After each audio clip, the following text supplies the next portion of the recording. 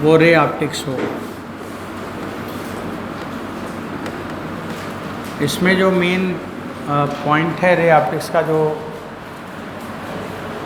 सबसे इम्पोर्टेंट है वो ये है कि लाइट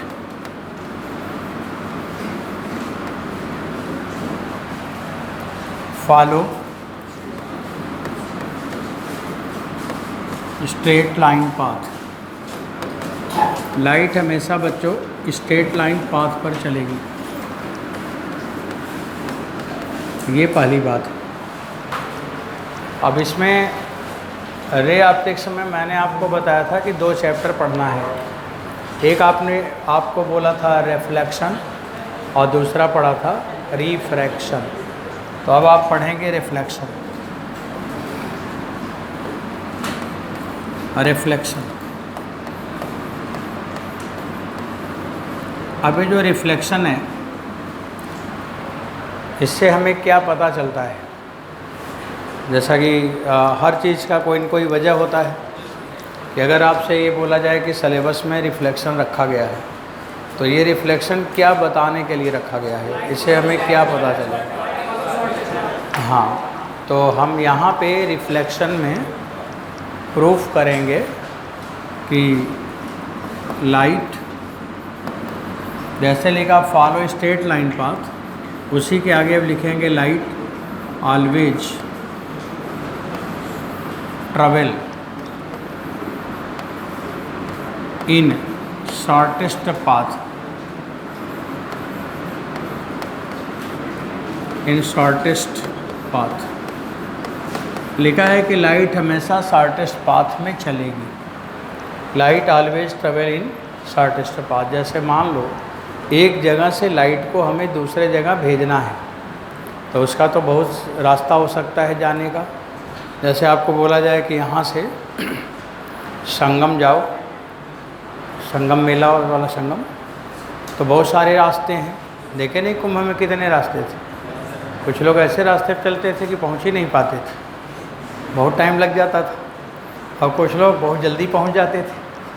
तो यहाँ पे लाइट को कई पाथ जाने का चांस है, लेकिन वो हमेशा किस पाथ पे जाना है? उसको जो सबसे छोटा पाथ है उस पे जाना है। तो लिखा है कि light always follow shortest path, या light always travel in shortest path. आप ये भी लिख सकते हैं ऑलवेज फॉलो शॉर्टेस्ट पाथ। यहाँ मैं लिख देता हूँ, सब लिखा जाएगा। Light follow shortest path. ये कौन बताया था? किसी ने बताया ही होगा। लाइट तो आपसे बताने आई नहीं होगी, तो कोई बताया होगा। तो इसको किसने बताया? रे ने तो केवल रे नाम दिया था, अपना नाम रेलीज, रेलीज के नाम से रे है, वो नहीं। ये किसने बताया कि लाइट शॉर्टेस्ट पाथ पे चलेगी? तो ये किसने, इसको जिसने बताया उनका नाम था फर्मेट। क्या नाम था? फर्मेट। तो फर्मेट्स एक्सपेरिमेंट, ये जो आप पहला चैप्टर पढ़ते हैं, ये फर्मेट एक्सपेरिमेंट है। फर्मेट्स एक्सपेरिमेंट, मान लो किसी ने यही बोल दे कि फर्मेट्स लॉ क्या है, अब आप नाम ही नहीं जानते हैं तो उसका मुंह तो देखेंगे ना, ये क्या पूछ लिया। तो फर्मेट एक्सपेरिमेंट, हर चीज़ को किसने एक्सप्लेन किया, किसने ला दिया, ये ज़रूर जानना चाहिए। अब बच्चों ये फर्मेट एक्सपेरिमेंट हम पढ़ेंगे, और यहाँ पे फर्मेट्स लॉ क्या है? फर्मेट्स लॉ, फर्मेट्स लॉ मतलब जिसे आप लोग क्लास 9th में पढ़ा था, लॉ ऑफ रिफ्लेक्शन। उसमें किताब में क्या लिखा था? Law of reflection. तो लॉ ऑफ रिफ्लेक्शन में पहली बात लिखा गया है, पहली बात, incident ray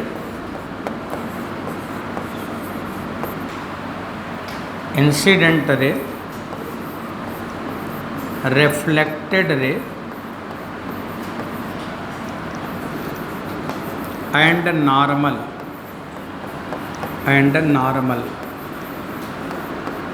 light in same plane lies in same plane. तो लिखा हुआ कि incident ray, reflected ray and normal lies in the same plane. पहली बात ये उन्होंने बताया कि एक ही प्लेन में सब होगा। जैसे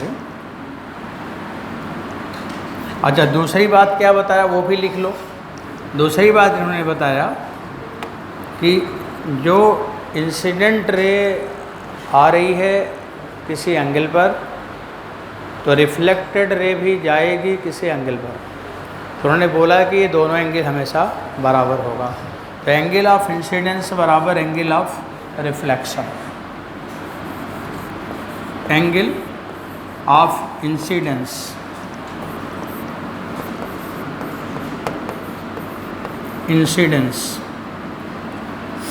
equal to angle of reflection. Angle of reflection इसको हम लिखेंगे एंगल ऑफ इंसिडेंस माने आई, एंगल ऑफ रिफ्लेक्शन को आई को कैपिटल आई के बजाय स्मॉल आई लिखते हैं और इसको भी स्मॉल आर लिखते हैं। तो ये आई है स्मॉल और ये स्मॉल आर। और बच्चों नीचे लिखेंगे कि जो एंगल आप मेजर करोगे कहाँ से, एंगल यहाँ पे मेजर किया जाएगा, मेजर्ड फ्रॉम नॉर्मल। कहाँ से एंगल मेजर करोगे? नॉर्मल से, मेजर्ड फ्रॉम नॉर्मल। तो लिखा है कि एंगल मेजर्ड फ्रॉम नॉर्मल। दो ही बात फॉर्मेट ने बताई थी। एक ये बताया था कि इंसिडेंट रे, रिफ्लेक्टेड रे और नॉर्मल सेम प्लेन में आएगा। दूसरा ये बताया था कि angle of incidence equal to angle of reflection. अब इसको हम कैसे चित्र में बना के दिखाएंगे वो दिखाता हूँ। बच्चों आप नोट कर लिए होंगे? हाँ, अब आगे देखिए आप।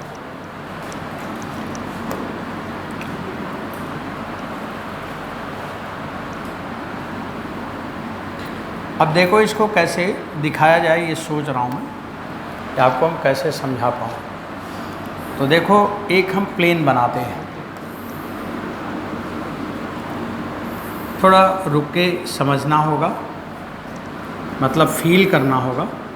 अब 3D है ना, और हम 2D में कैसे 3D समझाएं, तो इसलिए थोड़ा टेढ़ा मेढ़ा बनाऊंगा, सीख लेना। बच्चों ये मिरर है, मान लो ये मिरर है कोई, और इस जगह हम स्टडी करेंगे। यहाँ पे हम देखेंगे और इसको हम ऐसे ऊपर उठाते हैं इस तरह से।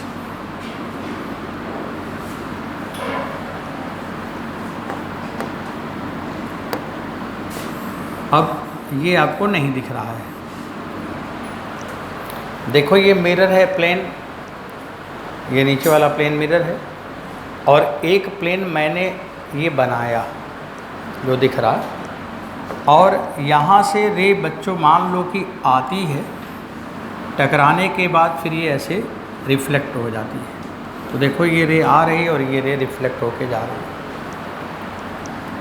इसमें जो नॉर्मल है, नॉर्मल माने 90 डिग्री पे लाइन, ये मान लो कि ये नॉर्मल है, ये यहाँ पे ये नॉर्मल है। अब ये वाला एंगल आई है और ये वाला एंगल आर है। ये इंसिडेंट रे है और ये रिफ्लेक्टेड रे है, आई और आर। तो आपको क्या दिखा कि ये तीनों नॉर्मल भी, इंसिडेंट रे भी और रिफ्लेक्टेड रे तीनों एक प्लेन में है जो ऊपर लिखा है। और दूसरा मैंने क्या बताया, आई और आर बराबर है। ये बात समझ में आया? तो लॉ ऑफ फॉर्मेट ऐसे लिखा जाएगा और ऐसे ही फिगर बनेगा। अब बच्चों मैं यहाँ पे आगे एक और चित्र बना के दिखाता हूँ।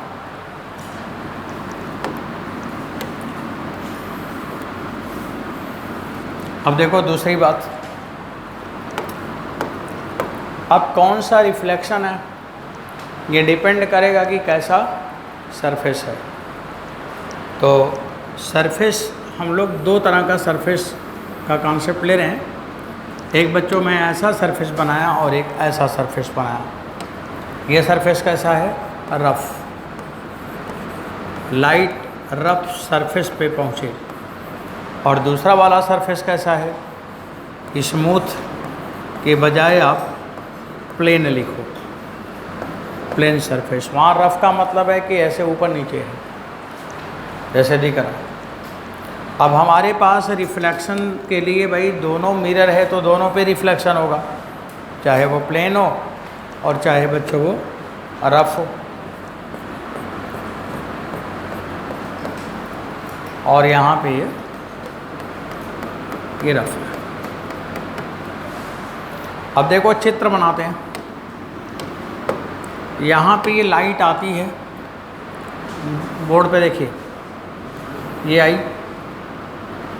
और ये आई, ये पैरेलल बीम आती है। ये पैरेलल बीम सोर्स से आ रही है।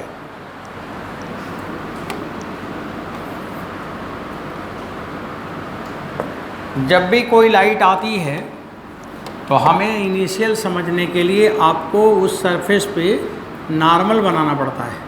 तो देखो ये नॉर्मल इसका है और ये नॉर्मल इसका है। नॉर्मल का मतलब है सरफेस पे 90 डिग्री खींच दो बच्चों। फिर हम ये जानते हैं कि जो रे रिफ्लेक्ट होगी वो उसी एंगल पे रिफ्लेक्ट होगी जिस पे रे आई थी। तो यहाँ पर भी ये रिफ्लेक्ट होगी, उसी एंगल पे रिफ्लेक्ट होगी जिस पे ये रे आई थी।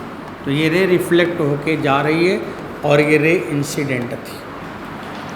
अब देखो अगर ये नॉर्मल से ये एंगल, मान लो ये एंगल अल्फ़ा है तो ये भी क्या होगा? अल्फ़ा। और अगर ये एंगल बीटा है तो ये भी क्या होगा? बीटा।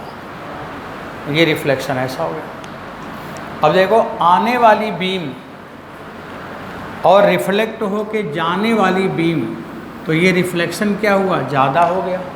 लाइट क्या करी? सरफेस पे टकराने के बाद लाइट वैसे ही जैसे आई वैसे ही होगी कि वो फैल जाएगी, लाइट फैल जाएगी। इसी तरह से जब नदी में पानी लहरता है, गंगा जी का पानी में वेव्स बनती है और उसमें हम रखते हैं लैंप। तो जब लैंप रखते हैं तो उससे निकलने वाली रे, सरफेस तो टेढ़ा मेढ़ा है तो उससे रे जो रिफ्लेक्ट होगी वो क्या करेगी? फैल जाएगा। इसलिए नदी के किनारे रहने वाले सभी जो लोगों को लाइट मिलती है और नदी के चारों तरफ लाइट फैल जाता है। तो उसी को कहते हैं कि नदी को दीपदान किया जाए। तो दीपदान करने का क्या फ़ायदा है?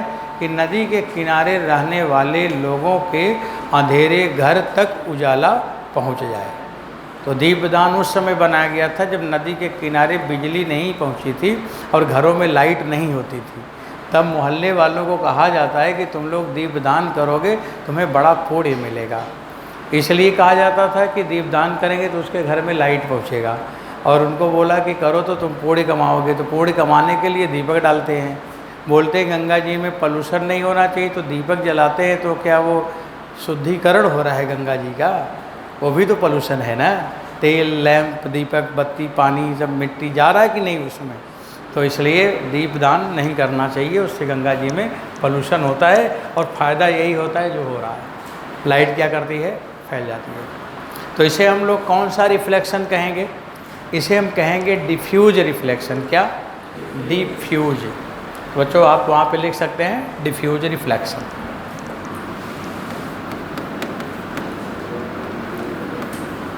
डिफ्यूज।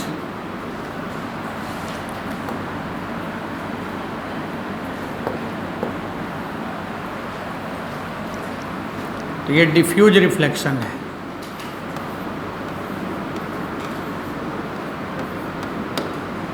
रिफ्लेक्शन।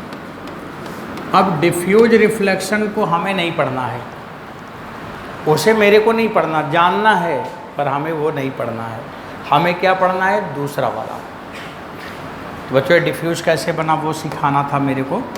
अब देखिए दूसरा क्या हुआ कि अगर ये प्लेन है, एकदम से स्मूथ है, कोई रफनेस नहीं है, तो बच्चों फिर होगा क्या? जो लाइट बीम आएगी ऐसे आएगी, तो आने के बाद ये रिफ्लेक्ट भी ऐसे ही होगी। ऐसे ही होगी। तो बच्चों जितना एरिया में बीम आई उतने ही एरिया में बीम रिफ्लेक्ट होके जाएगी, सेम एरिया में उतना ही यहाँ पे लाइट में उतना ही एरिया की बीम लौटेगी इस सरफेस से। तो इस रिफ्लेक्शन का नाम क्या पड़ा? Regular reflection. तो मेरे को दो रिफ्लेक्शन यहाँ पे दिखा, एक रेगुलर और एक डिफ्यूज। सही है। अगर एकदम शांत पानी हो और उस पर लाइट बीम डालो तो जब बीम आके टकराएगा पानी के सरफेस पे तो जो रिफ्लेक्ट होगा तो जितना एरिया स्पॉट इस पे हिट करेगा उतने ही एरिया पे ऊपर रिफ्लेक्ट होके जाएगा। समझ आया? जैसे इस हाल में मान लो पानी भरा और एकदम शांत पानी, तो उस पर जब हम लैंप जलाएंगे तो उसका एक स्पॉट छोटा सा वहाँ बनेगा, बाकी सब जगह क्या रहेगा? अंधेरा अंधेरा। और अगर ये पानी में लहरें चल रही हों और अगर उस पर लैंप जलाओ तो उस लहर के कारण पूरे छत में क्या? उजाला उजाला। समझ आ गया बात? जब दूसरे देश में जाओगे, दूसरे कंट्री में, तो वहाँ पे जो सड़कें बनाई जाती हैं बड़ी स्मूथ, एकदम स्मूथ सड़क होती है। ऐसे सुन रहे मैं क्या बोल रहा हूँ? वहाँ पे सड़क कैसे बनाई जाती है? एकदम स्मूथ सड़क बनाते हैं। और जब आप जाएंगे तो वहाँ के लोग आप लोगों से पूछेंगे कि ये बताओ तुम लोगों के यहाँ गड्ढे वाली सड़क क्यों बनाते हैं? क्या बोलेंगे? कि गड्ढे वाली सड़क तुम्हारे यहाँ क्यों बनाते हैं?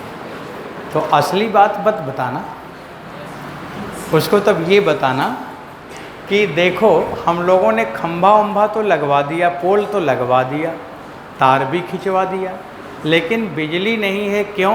क्योंकि यूरेनियम तुमको देना है, तुमसे कॉन्ट्रैक्ट है और तुम लोग यूरेनियम देते नहीं।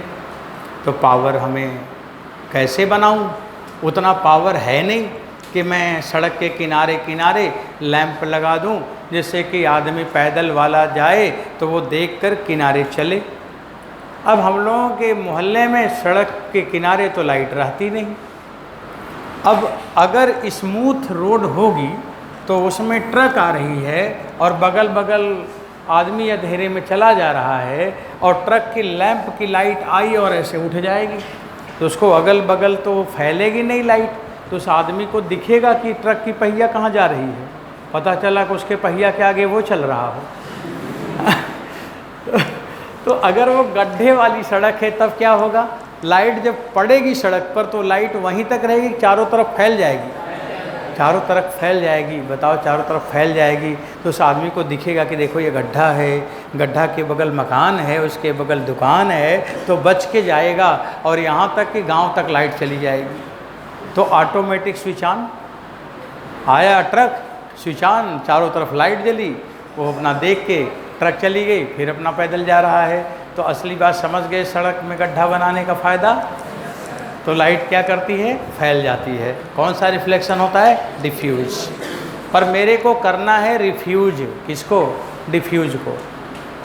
मेरे को डिफ्यूज नहीं पढ़ना है, क्या पढ़ना है? Regular reflection. अब डिफ्यूज रिफ्लेक्शन का नाम भी मत लेना, पढ़ना ही नहीं है। तो क्या पढ़ना है बच्चों? रेगुलर रिफ्लेक्शन पढ़ना। अब आगे पढ़ते हैं। अब रेगुलर रिफ्लेक्शन में सबसे पहला काम ये है कि अगर रे इंसिडेंट हो रही है तो रे आ रही है तो एक डायरेक्शन में और जाएगी भी तो एक डायरेक्शन में, और जिसमें डायरेक्शन हो उसका नेचर वेक्टर होता है। इसका मतलब आने वाली लाइट और जाने वाली लाइट का नेचर कैसा है? वेक्टर। तो हम वेक्टर फॉर्म में इसे देखेंगे। तो यहाँ पे पहला नंबर लिखेंगे, कुछ हेडिंग नहीं है, नंबर 1 लिख लो बस, और इसके बाद इधर देखना शुरू कर दो।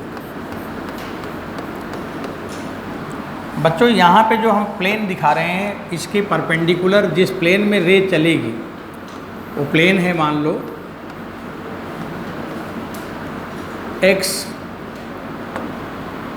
X Y.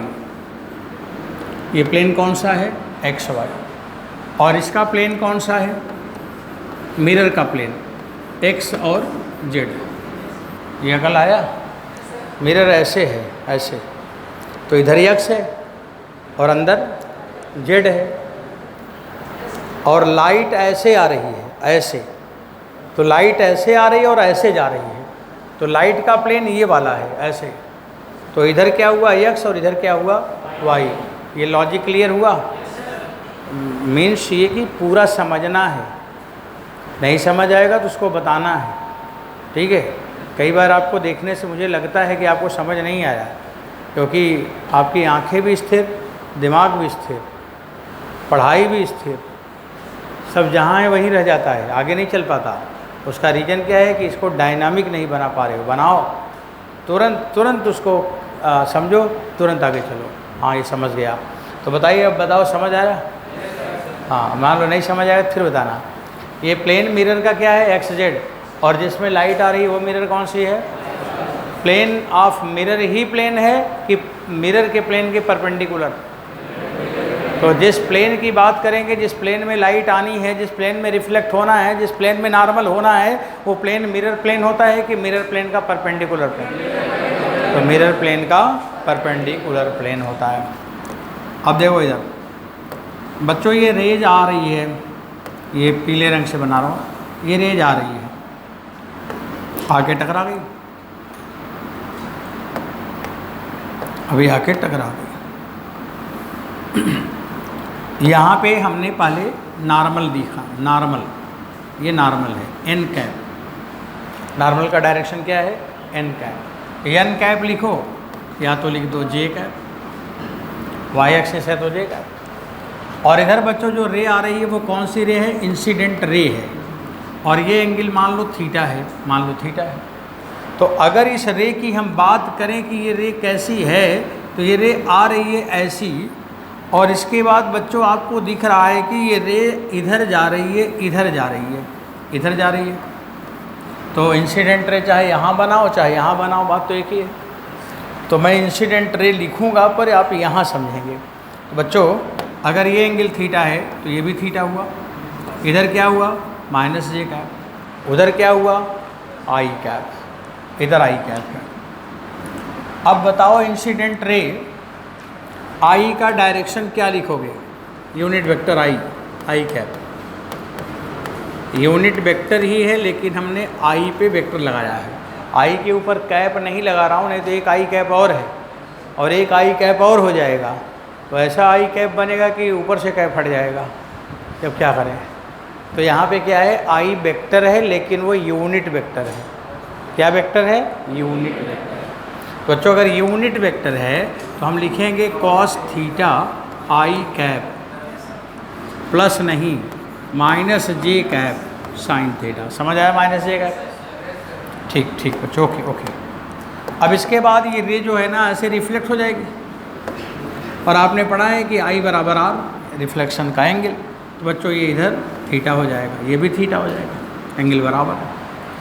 अब इधर जो रे जा रही है वो कौन सी रे जा रही है? रिफ्लेक्टेड रे जा रही है। तो कोई क्लास का बच्चा बताए कि रिफ्लेक्टेड रे को यूनिट वेक्टर, माने यूनिट वेक्टर रिफ्लेक्टेड का भी आर वेक्टर लिखेंगे, क्या लिखोगे बच्चों? बोलो। cos थीटा जे कैप और प्लस आई कैप साइन थीटा। आप एक बार चेक कर लो, ठीक है ना। अब देखो नॉर्मल किधर है? जे कैप। तो बच्चों आई कैप मेरे को हटाना है। क्या हटाना है? आई कैप, वो हटाना है। आई कैप हटाने के लिए आई कैप जे कैप देखते कौन हट पाता है। एक बार फिर से देख लेते हैं। अगर थोड़ा उल्टा लिख दिया है बच्चों, ये वाला थीटा है ना, तो ये थीटा तो यहाँ होगा, है ना। हाँ, थोड़ा थोड़ा बना लो। तो कहाँ पे बनाओगे? कुछ गड़बड़ लिखा है ना, कहाँ पे बनाओगे? तो ये वाला जो लिखा है ना, तो माइनस जे कैप के साथ कॉस थीटा हो जाएगा और प्लस आई कैप के साथ साइन थीटा, क्योंकि भाई जिससे एंगल बनेगा वो कास होगा और इधर वाला साइन होगा। ऐसे ये वाला इधर कास होगा और इधर साइन होगा। क्या सवाल चल रहा था कि मेरे को आई कैप हटाना है, तो हटाऊंगा। Now reflected ray minus incident ray. बच्चों आर में आई माइनस करो, ये कैंसिल हो जाएगा। इसमें से इसको माइनस करोगे तो 2 cos थीटा जे कैप हो जाएगा। अब सवाल में कास थीटा तो देगा नहीं। अब हमें ये सोचना है कि ये कास थीटा को कैसे हटाएं। ये मान लो ये थर्ड इक्वेशन है, ये मान लो फर्स्ट इक्वेशन है, और ये बच्चों सेकंड इक्वेशन है। तो मेरा क्वेश्चन है कि how can we get value cos theta. Question paper में क्या दिया जाएगा, इंसिडेंट रे दिया जाएगा और नॉर्मल पता रहेगा। तो in term of incident ray and normal, if possible if you can replace this cos theta, then you can replace it. तो बच्चों मैंने बोला कि अगर पॉसिबल है कि कॉस थीटा रिप्लेस करें तो करो। कैसे रिप्लेस करोगे? By using vector i and n cap. तो वेक्टर आई में है माइनस जे कॉस थीटा और उसमें है जे कैप। अगर हम वेक्टर आई का एन कैप नॉर्मल के साथ डॉट प्रोडक्ट कर लें तो कुछ देखते हैं क्या होता है। बच्चों अब मैं यहाँ लिखूँगा आई के साथ नॉर्मल का डॉट प्रोडक्ट। नॉर्मल माने j cap, if you dot of the c तो ये क्या हो जाएगा? Minus cos theta. मतलब बच्चों कॉस थीटा का मान हो गया माइनस इंसिडेंट रे और एन कैप। सही है। तो वेयर इज कॉस थीटा, इसको रखा जाए। अब मैं लिखूँगा फ्रॉम थर्ड। बच्चों आप बताइए, vector R minus I vector बराबर -2 I vector N cap 2 cos theta हो गया। ये जे कैप की जगह क्या लिख सकते हो? Again n cap. J cap is again n cap, तो एन कैप हो गया। अब बच्चों बताओ रिफ्लेक्टेड रे क्या हुआ? तो रिफ्लेक्टेड रे हुआ आई वेक्टर -2 वेक्टर आई नॉर्मल और फिर बाहर नॉर्मल। ये आईआईटी असली वाला आईटी एडवांस में पूछा हुआ सवाल है कि रिफ्लेक्टेड रे कौन सा है, तो आर की वैल्यू कैसे निकालोगे? यहाँ से निकालोगे। तो वेक्टर फॉर्म समझ में आ गया। तो वेक्टर में आपने इंसिडेंट रे, रिफ्लेक्टेड रे और नॉर्मल को एक्सप्रेस किया। एक बार बच्चों इसे घर पे और लगाना है। जो भी पढ़ो उसको उसी दिन दोबारा से रिवीजन करो। रिवीजन करोगे तो चीज़ें मन में फिट हो जाएंगी, तो फिर कभी भूलेगा नहीं। समझ आया? ये क्लियर हुआ कैसे कैसे हुआ? एक बार मैं फिर बता देता हूँ। बड़े क्लियर नहीं बोल पा रहे, मैं परेशान होकर बता रहे हैं। हाँ समझ आ गया। देखो इधर एक बार और सुनो। इंसिडेंट रे इधर है, कैसे लिखोगे? Magnitude into direction. तो यहाँ पे आपने लिखा है आई, लेकिन हमें क्या लिखना है? Unit vector. तो यूनिट वेक्टर में केवल कॉस और साइन। तो बच्चों इसका यूनिट वेक्टर होगा कॉस थीटा में माइनस जे कैप और साइन थीटा में आई कैप। इधर एक्स एक्सिस है ना, तो इधर आई कैप होगा। वो लिखा है पहला इक्वेशन। दूसरा रिफ्लेक्टेड है, तो कॉस थीटा में जे कैप आएगा और साइन थीटा में आई कैप आएगा। वो दूसरा लिखा हुआ है। फिर मैंने कहा कि हमें जे कैप में तो एन कैप है, लेकिन आई कैप हमें हटाना है।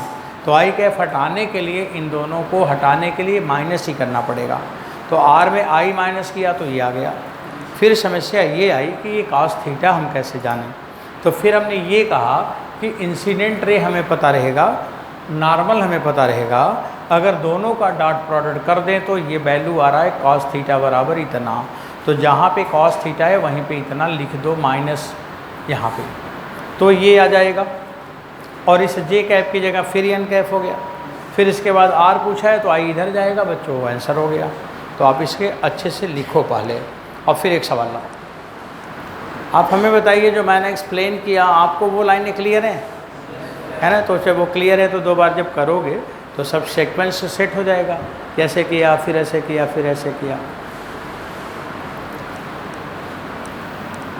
इसके बाद एक सवाल लिखोगे आप। अच्छा धीरे धीरे ना स्पीड बढ़ाते रहिएगा।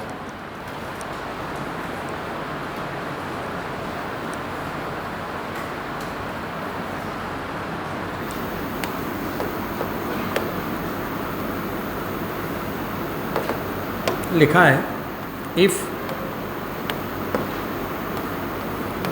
Incident ray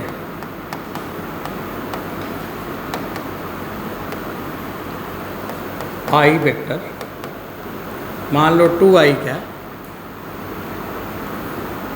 plus 3j cap minus 4k cap.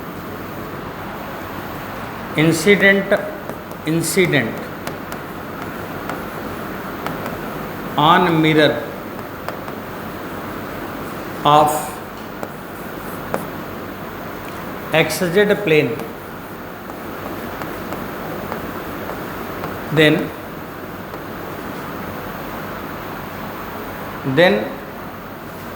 reflected ray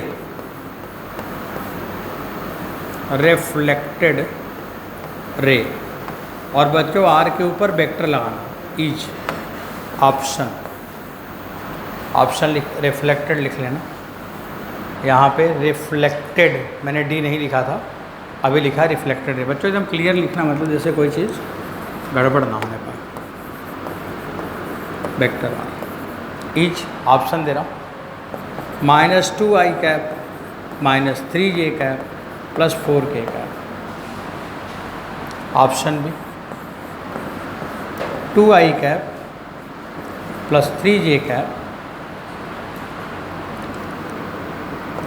plus 4k cap. Option C लिखोगे बच्चों, 2i cap minus 3j cap plus 4k cap.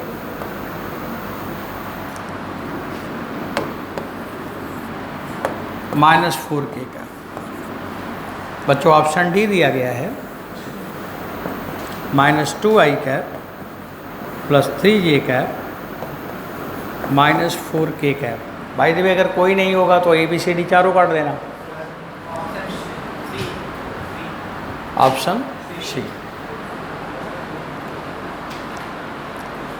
सब लोग लगाइए, कॉपी में सब लोग लगाइए। हाँ कि दोपहर का टाइम है, आपका कॉपी ज़रूर मैं मांगूंगा।